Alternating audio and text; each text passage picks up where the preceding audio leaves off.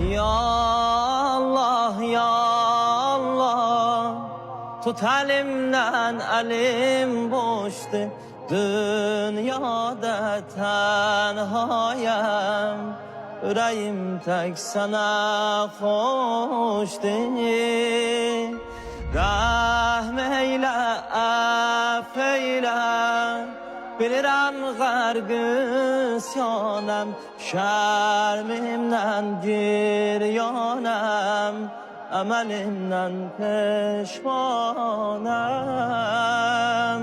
Ey pənahim, qibləgahim,